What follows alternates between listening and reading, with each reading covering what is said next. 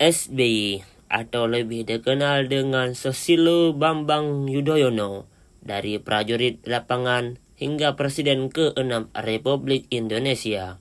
Dikenal sebagai Presiden 1000 lagu, ia adalah sosok yang memadukan disiplin militer, kecerdasan akademik, dan kepiawaian politik. Dari medan operasi militer hingga panggung diplomasi dunia, namanya terpahat sebagai presiden pertama yang dipilih langsung oleh rakyat. Inilah kisah Susilo Bambang Yudhoyono atau SBY. Susilo Bambang Yudhoyono lahir pada 9 September 1949 di Pacitan, Jawa Timur, dari pasangan Raden Soekotejo, Purnawirawan TNI, dan Siti Habibah. Masa kecilnya sederhana namun penuh disiplin. Ayahnya menanamkan semangat patriotisme dan ibunya mengajarkan nilai kesederhanaan, kesabaran, dan keteguhan hati. Sejak kecil, SBY bercita-cita menjadi prajurit. Ia tumbuh di lingkungan yang syarat dengan cerita perjuangan yang kelak membentuk kepribadiannya sebagai pemimpin yang tegas namun penuh perhitungan. Setelah lulus SMA di Pacitan, SBY masuk Akademik Angkatan Bersenjata Republik Indonesia atau disebut dengan AKABRI di Magelang pada tahun 1970 dan lulus dengan predikat terbaik pada tahun 1973. Ia dijulukan sebagai jenderal yang berpikir. Mulai melekat padanya karena ia tidak hanya piawai di lapangan tetapi juga gemar belajar. Ia kemudian menempuh pendidikannya lanjutan di luar negeri, antara lain di Fort Benning, Georgia, Amerika Serikat, dan meraih gelar master di Webster University, Amerika Serikat. Selama karirnya militer, SBY bertugas dalam berbagai operasi, termasuk di Timur-Timur, dan pernah menjabat sebagai komandan batalion, komandan brigadir, hingga posisi strategis Mabes TNI. SBY memasuki panggung politik nasional pada era reformasi. Ia diangkat menjadi Menteri Pertambangan dan Energi di Kabinet Presiden Abdurrahman Wahid pada tahun 2000 sampai dengan 2001. Kemudian menjabat sebagai Menko Polhukam di Kabinet Presiden Megawati Soekarno Putri pada tahun 2000 sampai dengan 2004.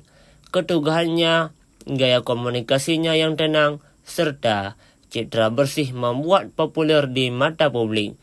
Pada tahun 2004, ia memutuskan maju sebagai calon presiden bersama dengan Yusuf Kala sebagai wakilnya.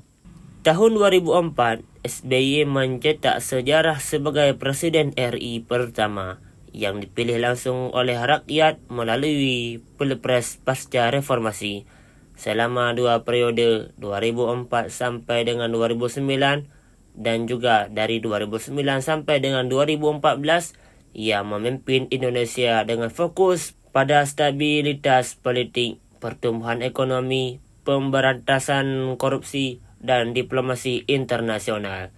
Beberapa pencapaiannya yang menonjol: pertumbuhan ekonomi stabil. Indonesia mencatat bahwa pertumbuhan rata-rata 6% di periode pemerintahannya.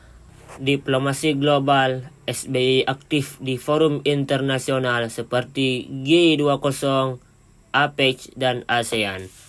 Penanganan konflik, sukses memediasi damai antara pemerintah RI dan GAM di Aceh pada tahun 2005. Pengelolaan bencana, memimpin respon nasional terhadap tsunami Aceh yang gempa besar lainnya. Motivasi utama SBY adalah menjaga kesatuan dan kemajuan Indonesia. Ia sering menekankan pentingnya demokrasi yang damai, pembangunan yang berkelanjutan, kepemimpinan yang beretika. Dalam pidato-pidatonya, ia kerap menyelipkan filosofi. Memimpin itu tidak hanya memegang kekuasaan, tetapi mengembang amanah dan kepercayaan rakyat. SBY juga dikenal sebagai sosok yang gemar berkarya di luar politik. Ia menulis buku, mencipta lagu, melukis, karya musiknya bahkan setelah dipublikasikan dalam beberapa album. Setelah mengakhiri masa jabatannya pada tahun 2014, SBY tetap aktif di dunia politik sebagai Ketua Umum Partai Demokrat hingga 2020. Ia kemudian menjadi Ketua Majelis Tinggi Partai Demokrat. Kini, SBY tinggal di Cikias, Bogor, Jawa Barat di kediaman kepribadiannya yang sering menjadi tempat pertemuan politik dan kegiatan seni. Ia juga aktif menulis, melukis, dan memberikan pandangan-pandangan tentang isu-isu nasional melalui media sosial dan forum publik. Bagi pendukungnya, SBY adalah ikon demokrasi yang tenang, pemimpin yang mampu menstabilkan Indonesia pasca krisis dan mengangkat citra Indonesia di mata dunia. Bagi sejarah, SBY dikenang sebagai presiden yang memimpin transisi demokrasi modern Indonesia dengan keseimbangan antara keamanan dan kebebasan sipil.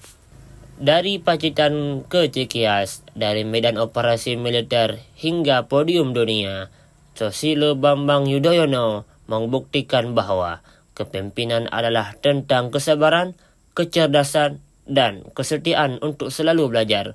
Ia bukan hanya Presiden ke-6 Republik Indonesia, tetapi juga sosok yang meninggalkan jejak mendalam dalam perjalanan bangsa.